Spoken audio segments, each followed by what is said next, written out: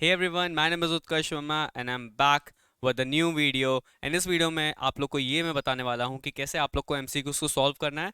Because I know it sounds weak but it is not. Trust me, अगर मैं कुछ बता रहा हूँ तो it means there is a value. मुझे पता है कि आप लोग बहुत ज़्यादा कंफ्यूज रहते हो एंड कहीं ना कहीं मुझे ऐसा लगता है कि आप लोग की अप्रोच सही नहीं है एमसीक्यूज को सॉल्व करने की, and that's why you are taking more time.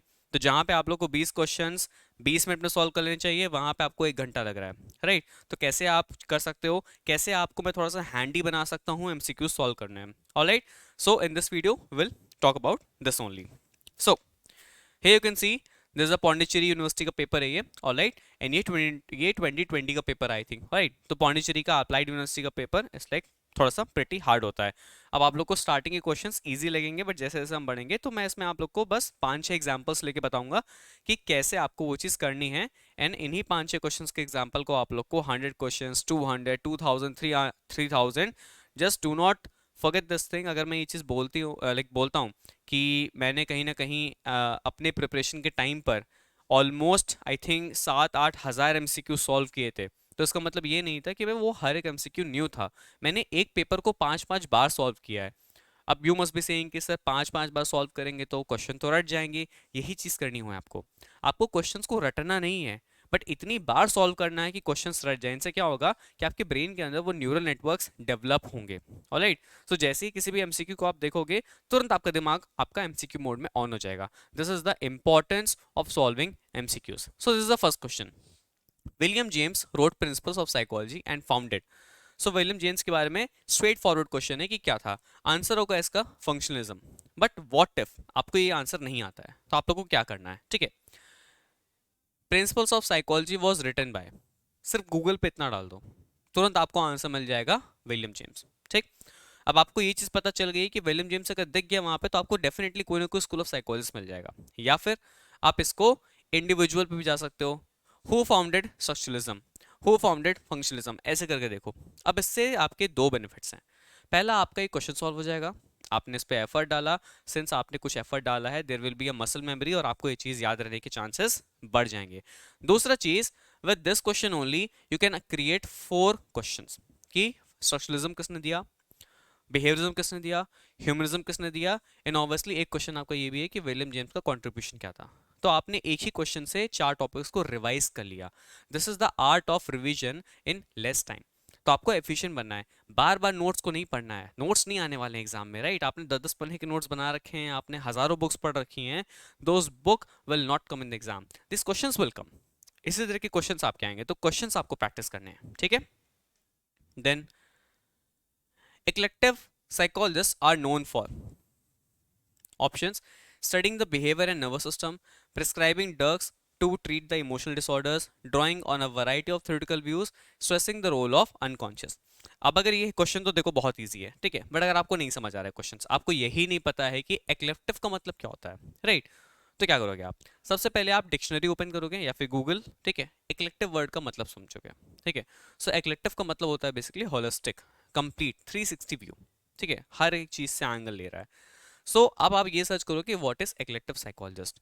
Now you will understand कि option 3 is the right answer, जो हर एक फील्ड से आपका कंसेप्ट को लेके कंप्राइज कर देता है, just in a form of gestalt. You take it as a whole. ठीक है. तो ये चीज आपको ध्यान रखनी है. अब इसमें अगेन क्या बेनिफिट होगा आपका. You will know what is eclectic psychologist, what are their approaches, क्योंकि आप गूगल करोगे तो नीचे खुल जाते हैं ना पेजेस. तो आप लोगों ने ये टॉपिक, अब ये टॉपिक में भी आपने कभी बुक में स्किप कर दिया हो, में भी ध्यान ना दिया हो, बट सिंस अगर आपको एक क्वेश्चन पेपर में दिखा है, तो आपको ब्रेन ऑटोमेटिकली विल थिंक कि दिस इज इंपॉर्टेंट. तो आपने एक क्वेश्चन से ही एक और टॉपिक प्रिपेयर कर लिया. ठीक है. अब आपने यहाँ देखा कि अनकॉन्शियस आपको याद नहीं आ रहा है. ठीक है.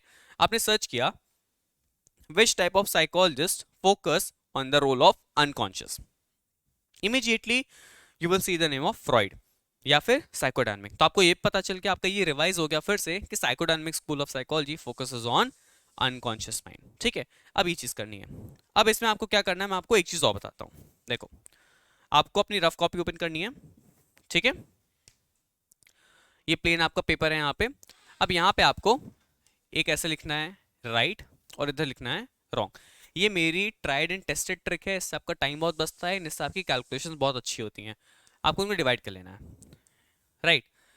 अब आपको देखना है कि आप कितने क्वेश्चंस अटेम्प्ट कर रहे हो, उनमें से कितने क्वेश्चंस आपके करेक्ट हो रहे हैं. So what I used to do is कि मैंने कोई क्वेश्चन देखा, फिर उसकी की चेक करी, इफ इट इज राइट मैंने यहाँ पे डॉट बना दिया, एंड जितने क्वेश्चंस मैं करते जा रहा था उसमें मैं डॉट बनाते जा रहा था. ठीक, ऐसे. ऑलराइट. इंटरेस्ट में इससे आपका टाइम बचता है क्योंकि मैंने ये बहुत किया है, ये मेरा टाइम बचा है, that's why I am telling you. Alright.